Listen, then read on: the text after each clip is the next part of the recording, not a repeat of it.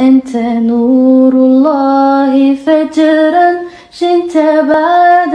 Moringa powder is known for its numerous health benefits. It is rich in antioxidants, vitamins, and minerals. Some potential benefits include boosting immunity, reducing inflammation, improving digestion, and promoting healthy skin and hair. It may also help regulate blood sugar levels.